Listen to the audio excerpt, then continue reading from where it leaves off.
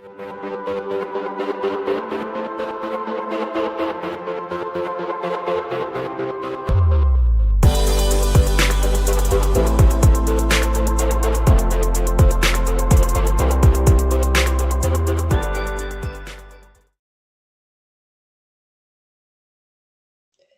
everybody, welcome back to your Dawn of Drones podcast. I'm Don Zoldi, your host and the CEO of P3 Tech Consulting. We are knee-deep in a month dedicated to this theme of the future of flight. And when you think about the future of flight, what is more important than safe skies? And today we have with us the CEO of SkySafe, Grant Jordan, to tell us a little bit about the technology that they're working on and the services that they're providing to ensure safe skies, not only in the future, but today as we speak. So Grant, welcome to the show. Yeah, thanks for having me. Absolutely. So Grant, for those that don't know you, can you tell us a little bit about yourself?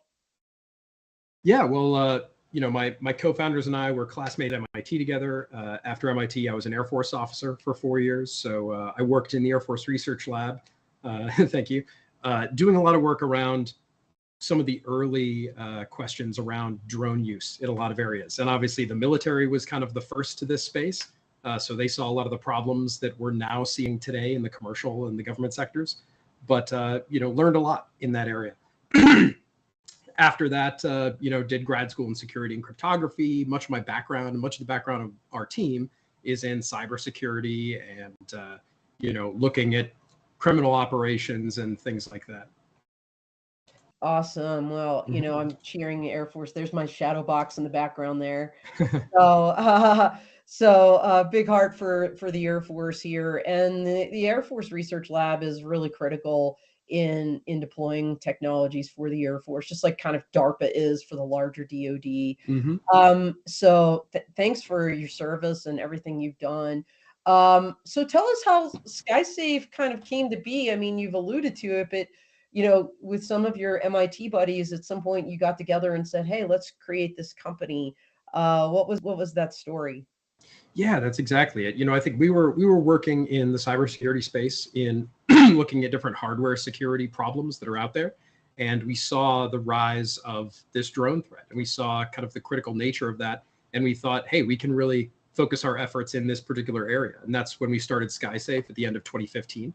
So we've been at this for quite a few years. And I think in the beginning, it was much more of a DoD focus, much more of a defense focus, because that's kind of where the problem set was. So our first few years, our first work was with US DoD, and we also do a lot of work with other allied militaries.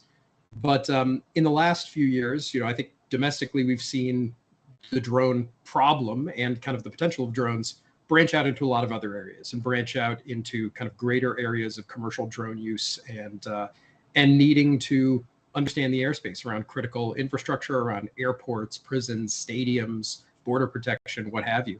So our mission really expanded a lot further outside of the traditional defense space.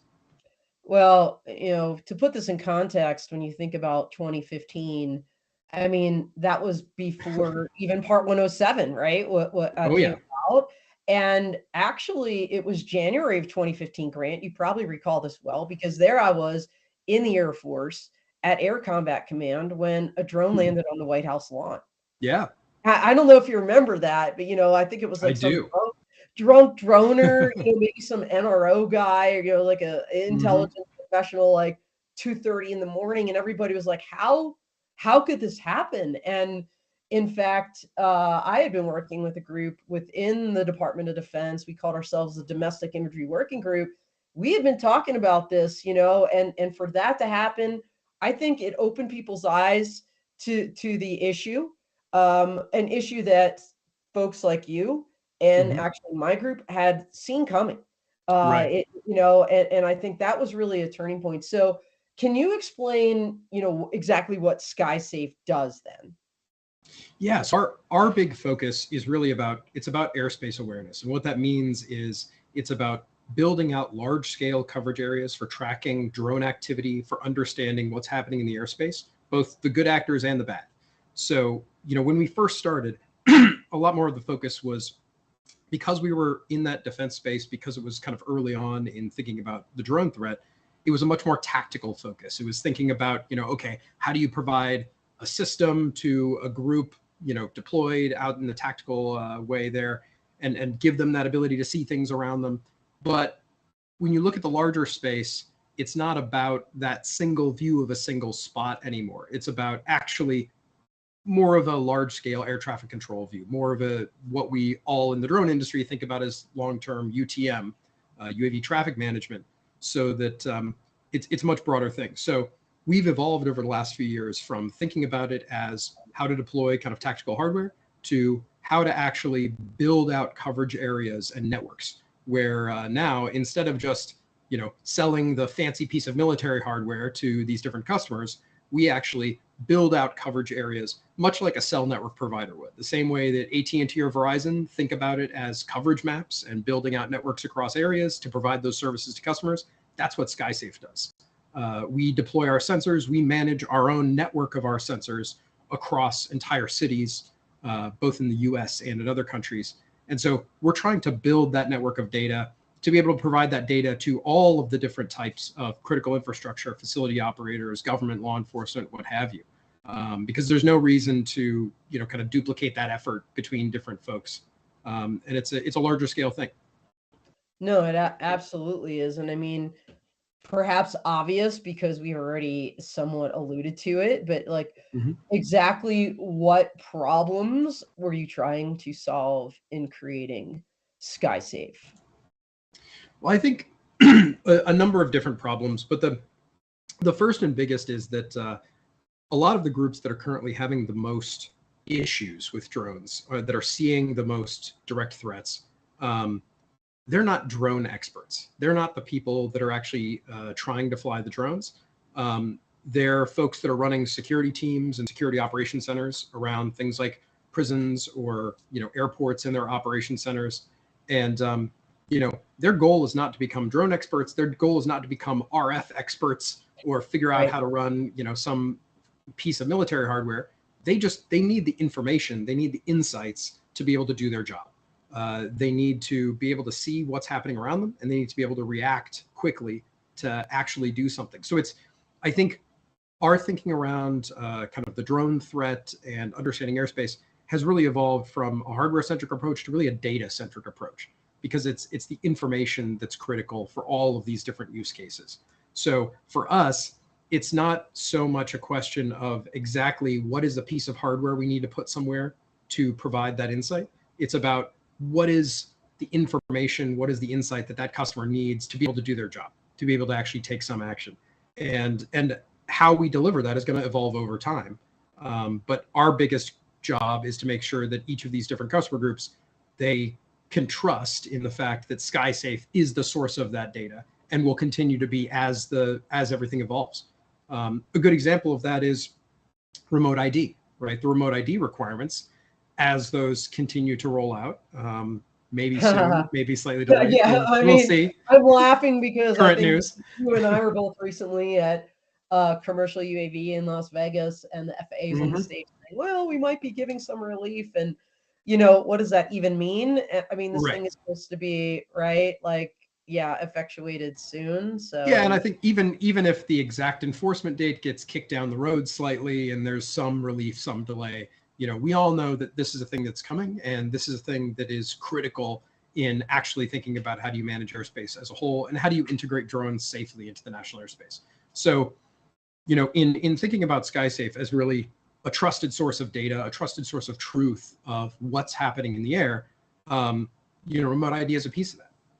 And whatever other future capabilities, data sources, technologies are going to be out there is going to be a piece of that too. So right now, we've already rolled out remote ID support across our entire network of sensors. So we're already receiving remote ID broadcasts of all of the compliant drones that are out there, and we're already tracking all of that. And I think it's us delivering on things like that over time that really builds that trust with all of these different customer groups to know that they don't need to worry about it. They don't need to, stay on top of every little change in the technology and the requirements, that we're going to handle that for them and we can shoulder that responsibility. Right. I mean, clearly you started with a military focus, and in the national airspace, we both know this, it's just really a different ball game, right? Mhm. So how does SkySafe help make the deployment of commercial drones safer? Yeah, well, it's because you can give that awareness. One of the big things that are of concern to commercial drone operators is being confused for a bad actor, and Yeah, having someone either take action against their drone in some way, interfere with their operations, come and personally hassle them. That's not ideal. right. Um, that's really what this awareness can give. Is it's about filtering out the good actors from it and having that awareness to know, like, oh, okay, that drone is supposed to be there, that drone is following the flight plan that they filed through something like Lance, and that they're a known operator, and that there's a known intent there. That's kind of the goal.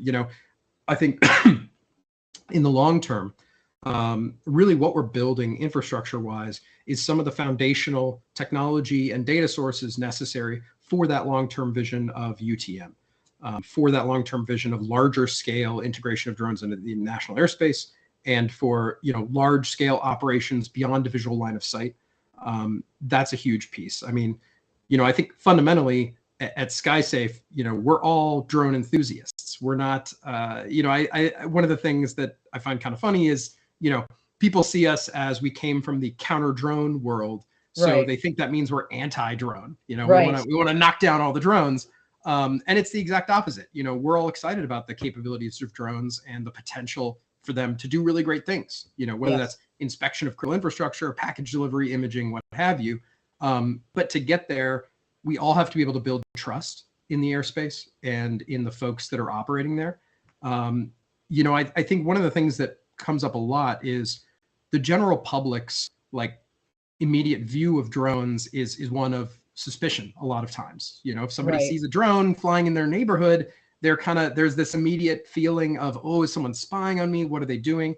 And I think Right. the more we can build out openness and transparency in the industry, the more we can build that trust with the general public, so that they know, first and foremost, that most drones are being used in a good manner, but that also, if people are using drones for bad things, that there are actually consequences and enforcement mechanisms and rules.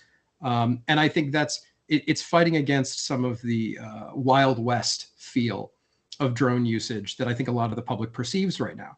And some of that is fair and some of that's not. There's a lot of really great things being done with drones, and there's a lot of companies that are doing that are trying really hard to do the right things, cooperate in the right way, put their information out to the general public, and we need to make sure that we're a part of that. So that's a big piece of that, and I think if we're going to get to that place where we can use drones for all these good things, Yeah. we've got to have rules of the road, we've got to have enforcement, and we've got to have an openness of data. That's what SkySafe is focused on.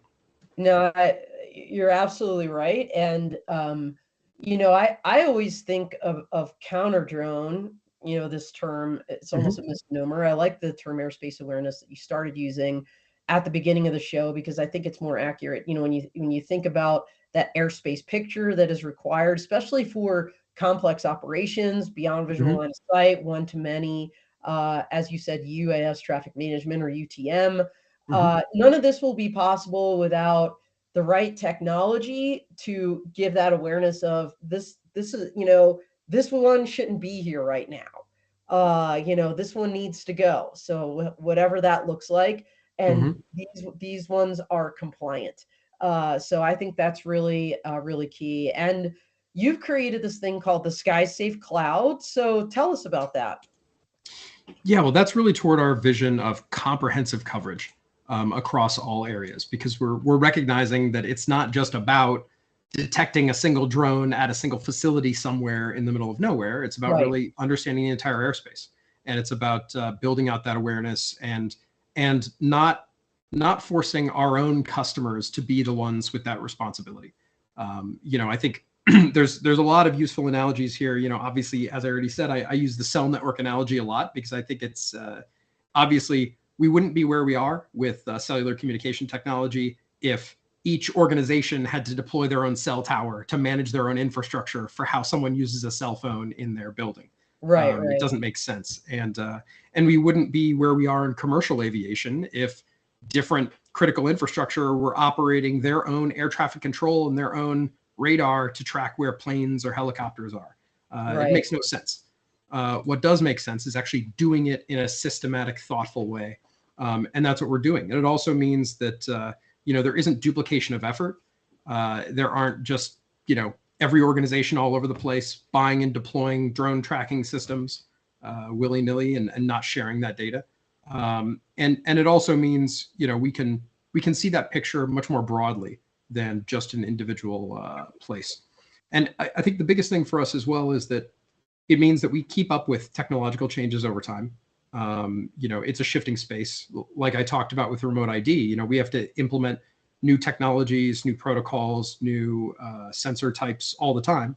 And it's on us to do that. It shouldn't be on each individual, facility to think about that. No, absolutely. They don't have the bandwidth to do it or the know-how. So making that easy. So how is SkySafe then raising the bar for drone detection and cloud analytics for critical infrastructure and other clients?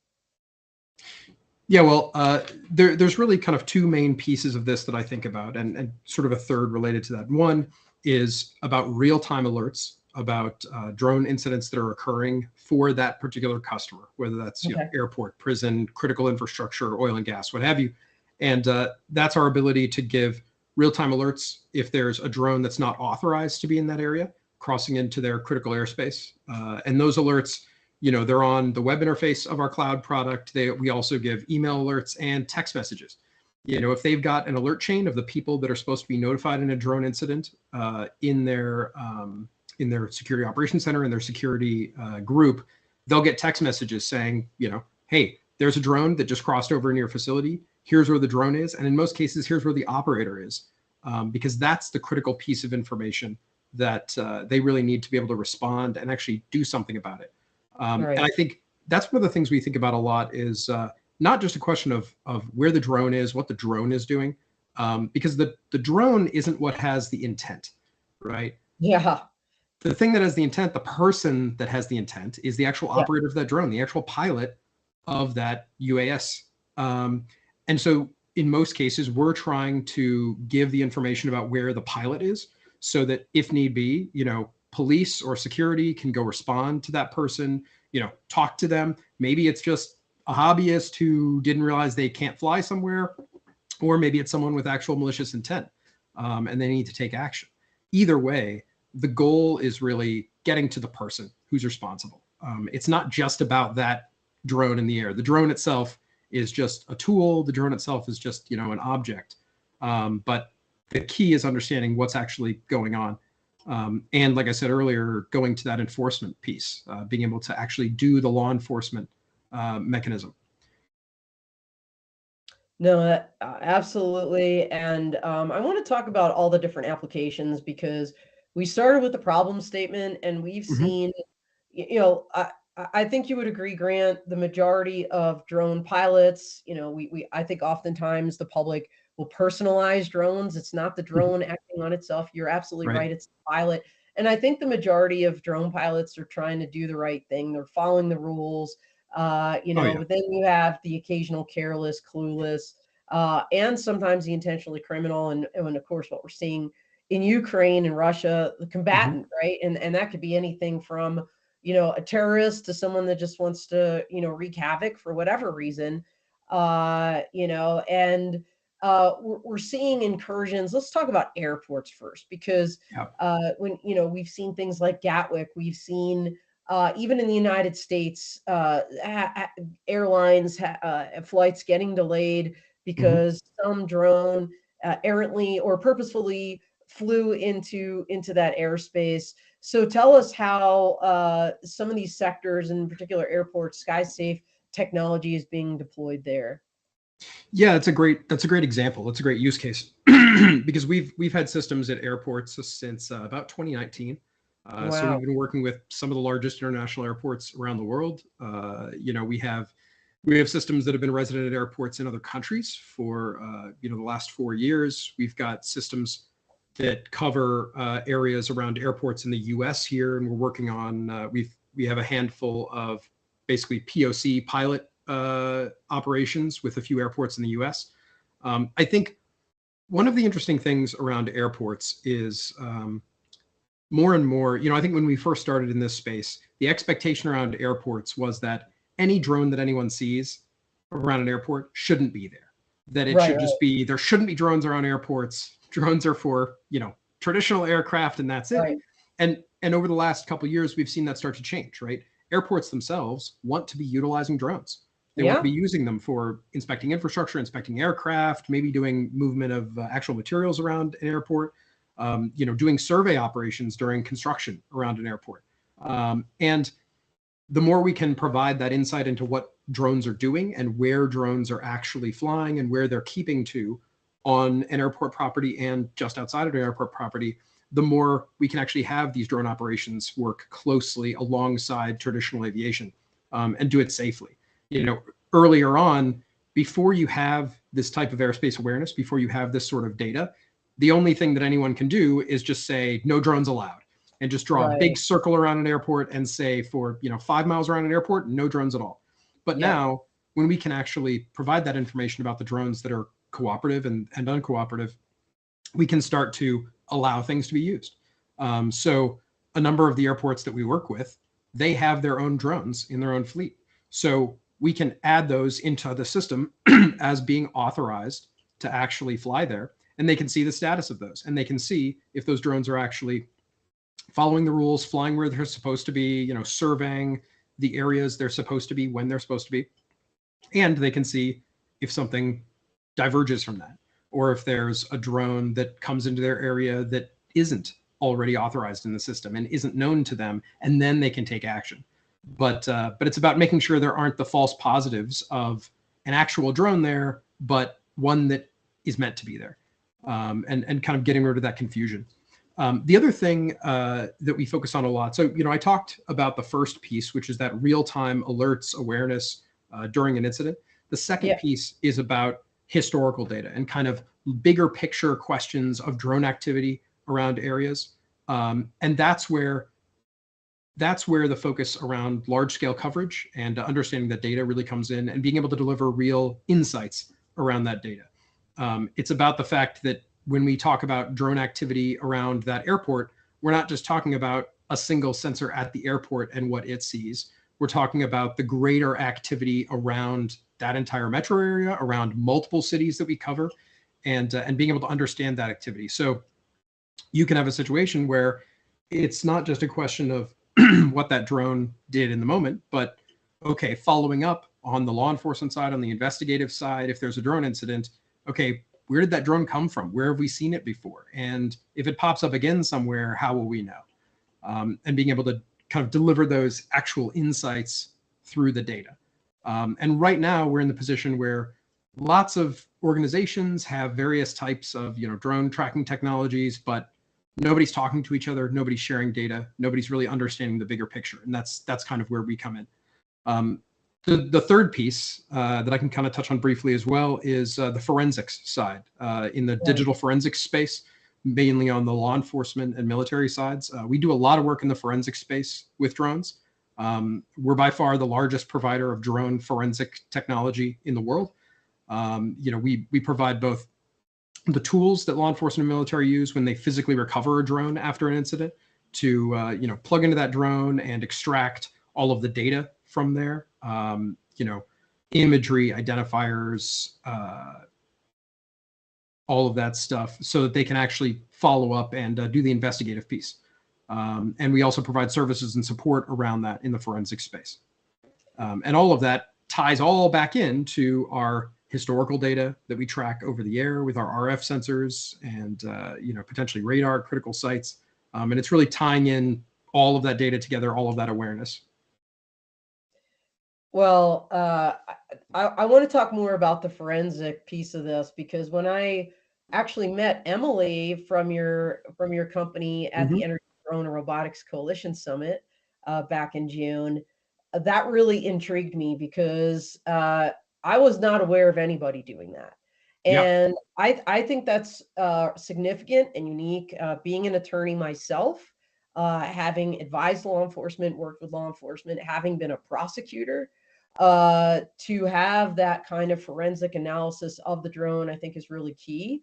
Before we get further into that, though, I want to stick with some of these use cases because there are so many different scenarios here where your technology is relevant. And this idea of a long-term site picture, if you will, of what is happening in a facility. Critical infrastructure, as a perfect example, Grant, we've seen, gosh, what state was it? I'm going to say it was Mississippi.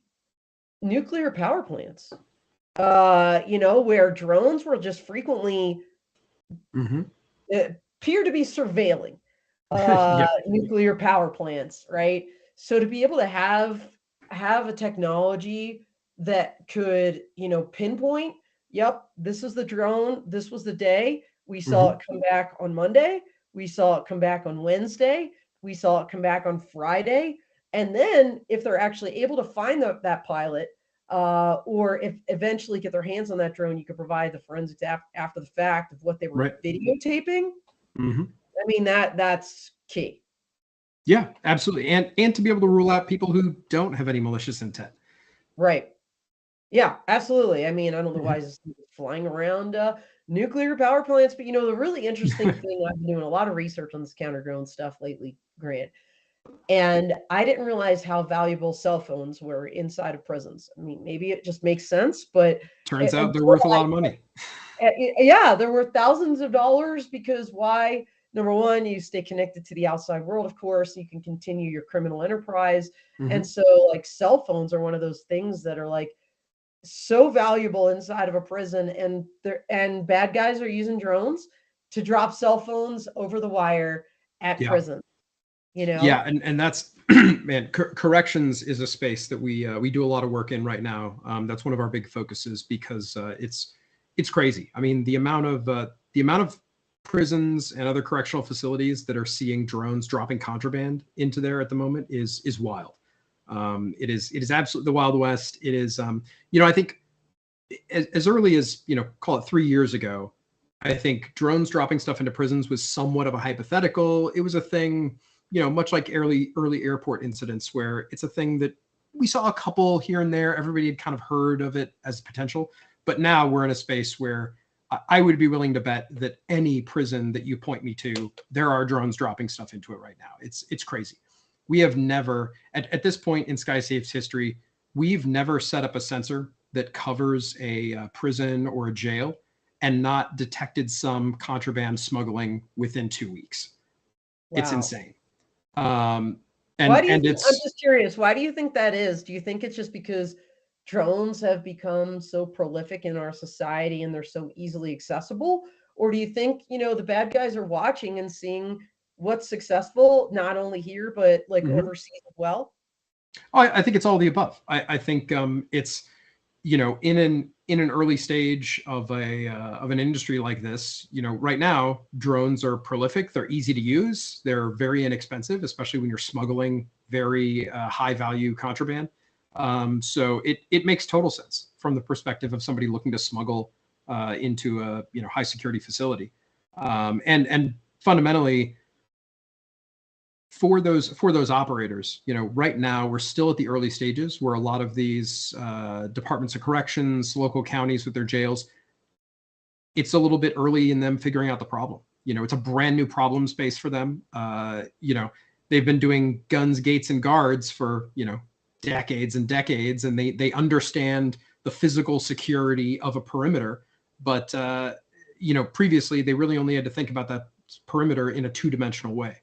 Right. But with drones, it breaks down a lot of the basic assumptions we have about how you think about physical security in the past. Now a 6-foot fence is the same as a 20-foot fence. It doesn't matter. It's you can just fly a drone over. And if you don't have the technology, if you don't have the awareness, you may not even know that there are drones coming over, because they're going to fly in the middle of the night. They're going to fly with no lights. They're going to fly, as quietly as they possibly can. And if you haven't really put work into it, I think early in this space, I think a lot of the prisons started to see this problem because there was just contraband coming in ways that they couldn't understand. It was somewhat mysterious. And then I think once they started to see incidents where a drone actually crashed in their perimeter, then they realized pretty quickly what the problem was. And they know they need to actually solve it. It's become a real serious threat there. You know, I think corporate espionage is a really big deal, and it's something obviously companies don't want to talk about publicly. So when you try to research, you know, corporate espionage drones, you don't get a lot of hits, right? It's the same story about Tesla, Facebook, now Meta, and Apple. You know, the Apple campus, I think, has had multiple incursions to the point where they've now like hired some kind of drone police to like help them, you know. But you know, when you think about a drone, it's a tool and it's a cyber tool. So, you know, land one of these things on a roof, just to peer through the window, whatever it is, to be able to have the right sensor on there to gather proprietary or corporate data. I think it's a great way to collect, surreptitiously to collect information and trade secrets from a company. Yeah, it's a good question. I think it's kind of an open question of threats there, and there's going to be new threats that we haven't even thought of. Yeah, absolutely. I know a friend of mine in Philadelphia was telling me they put a system up on a roof of one of this pretty big corporate client, and it was like ridiculous the number of hits they got like almost immediately. The number of drones like flying on or around that building, which, like you said, until they did that, they did not have that awareness. And just, I think awareness is, well, recognizing there was a problem is obviously always the first step to resolving it. But I want to pivot and talk about these forensic services, because I think it's so unique what you're doing here. This first in class forensic services. Tell us a little bit about what that exactly entails. Yeah, well, the biggest piece of that is we provide all the drone extraction capabilities for a tool called CFID, which is one of the kind of premier forensic tools used around the world by law enforcement and military. Basically, and that is, you gave me an acronym there, so I'm going to make sure everybody knows what it is. CFID is the Covert Forensic Imaging Device Unit. Okay, so tell us about that. Yeah, so CFID is a forensic tool for law enforcement and military. It's used for operators in the field to be able to extract data out of devices that they recover. So, you know, in our case, that's drones of all sorts. And, you know, that involves some pretty serious technology in, you know, getting the data off of it, decrypting it, being able to provide that to law enforcement. It's no easy task. And I think we saw early on in the space with law enforcement that as different sorts of incidents started to happen that involved drones, whether that was the drones actually doing something like smuggling contraband, like dropping munitions, whatever, whether it was that, or maybe it was just that drones were being used in furtherance of another crime, you know, being used for just surveillance in perpetrating a kind of a more normal, mundane crime. They were starting to recover these drones. They were starting to have drones that, you know, local police or federal law enforcement were bringing in and saying, okay, what do we do with this now? And so that's where, you know, we saw a lot of opportunities there, because internally, I mean, our team, we do a tremendous amount of work on the research side, you know, analyzing all of these drone systems. We have a tremendous reverse engineering team. You know, that's much the background of our team is reverse engineering and hardware exploitation and that kind of cybersecurity space. So we realized that we had such a wealth of information and understanding of all these different drone systems that literally no other group in the world had. So we were able to basically roll that out to support law enforcement and military, to be able to give them the data and the insights they needed out of those, to be able to actually, you know, again, take action, understand after an incident, and actually have enforcement. Because I think early on, it was just, you know, drones were this total black box that nobody knew how to deal with. And it meant that, you know, criminals and other organizations with malicious intent could kind of get away scot-free, because if people don't know how to deal with these drones after an incident, then, you know, there's no way to actually follow up. So we've done a lot of work in there. I mean, there have been thousands of CFID tools sold all around the world in 35 plus countries. for law enforcement and militaries at the federal level. And then beyond that, alongside that, we've realized in the last couple of years that there's a big need for training and education in this space for law enforcement. And that goes around the forensic stuff. We earlier this year, we rolled out a forensic training course for certification for drone forensic examiners. So we've been providing that recently. That's been hugely successful. There's obviously a huge need in law enforcement for that. And then we're also able to provide, because of that expertise on our end, we're able to provide direct forensic support for incident response stuff. So if there are new, completely unknown threats, we can help support law enforcement in kind of any way possible there. And we've had a lot of really good successes in that space. Yeah, so I'm assuming everybody knows what forensic means, but basically, forensics is like the application of science to the law, essentially. Mm-hmm. It's CSI stuff. It's digging in and getting the evidence from all the different types of things there. It really is, and people don't realize, the rigorous nature of this. Whether it's chain of custody, once you have that drone in possession, that the law enforcement person that's going to ultimately testify, if that's what it comes down to in a court of law, has to be able to say, like, this was in my custody and care, no one else had the ability to tamper with it.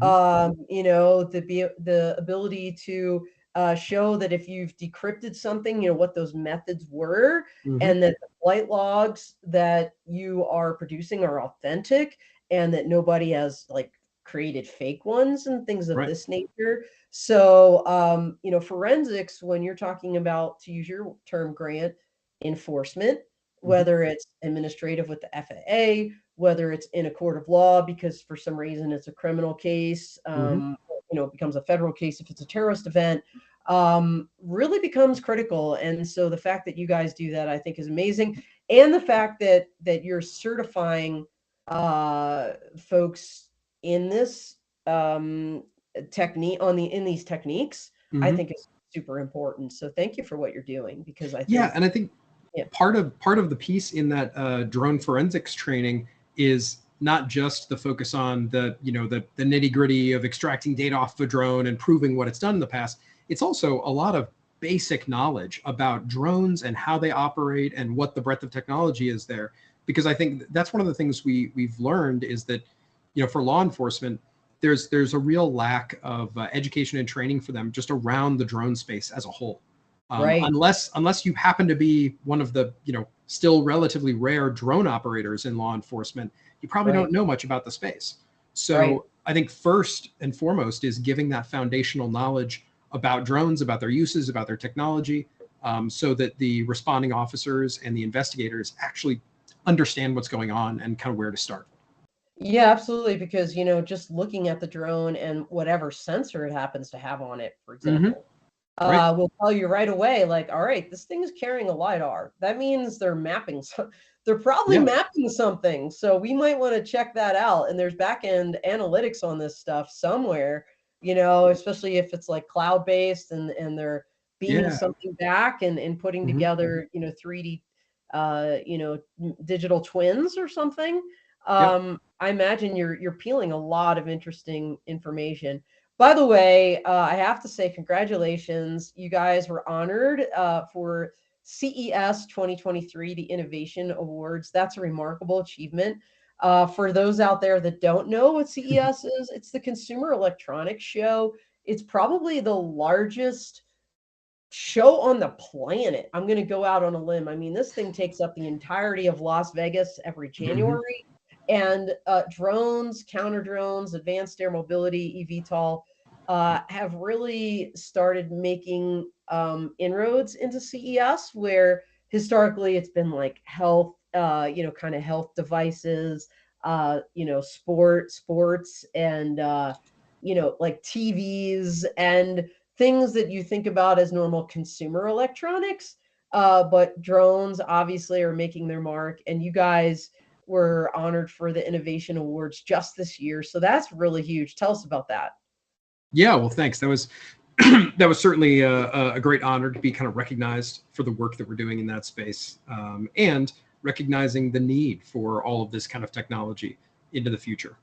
It's definitely exciting. It's definitely out there. Yeah, absolutely. So lots have been going on. You know, you introduced this forensic training. You've been at it since what, 2015. Mm-hmm. What are you looking in your crystal ball, 2024? What do you see happening in the next year for SkySafe? Well, a lot of our work is just in expanding the footprint that we have, our network coverage, the data we're able to provide all of these different customers, and I think also being able to provide data that can underpin the direction that the entire drone industry is going. You know, I think one of the things that's difficult is, you know, when we talk about, I mean, so you know, I'm on the FAA Aviation Rulemaking Committee for Drone Detection and Mitigation at the moment, and I think one of the things, you know, not talking about specifically what's going on the FAA side, but yeah, because they would probably have to kill you if you did. Exactly. But one of the things that I think is really critical in any of these discussions where we're talking about potential regulatory action in the future, potential laws, rules, what have you, you have to have data to underpin those decision-making processes and to really understand what's going on, what should the future look like, and what are the uses of these things. And so we're really trying to be one of the main data providers to actually provide ground truth information about how drones are being used, where they're used, so that, you know, lawmakers can make good decisions in regulating those. Because what we don't want is the fear to just be the only thing that drives the conversation, and individual bad incidents to be driving those rulemaking processes. Instead, we'd love to be able to show all of the good things that are happening and really the breadth of drone operations that are happening that nobody hears about. You know, most people in the general public don't hear as much as they should about the really great things that are happening all over the place. They only hear the big splashy headlines of one particular drone incident somewhere. So I think that's one of the big focuses for us is being able to provide good, thoughtful information across the board to industry and to decision makers as a whole. As well, being able to provide more of our forensic work, more of our network coverage, kind of more of everything in some ways. Well, that's excellent. And I think it was Abby Smith who's co-chairing that ARC with Michael Robbins from AUVSI that had said she expected to have the ARC's input to them by the end of this year for consideration. You know, hopefully a published report sometime in early to mid 2024 to inform what that's going to look like. Because I'll tell you what, Grant, you know, you're exactly right. You always hear about that one, but you know, all it's going to take is that one. All it's going to take is that one incident that's going to set this industry back 10 years.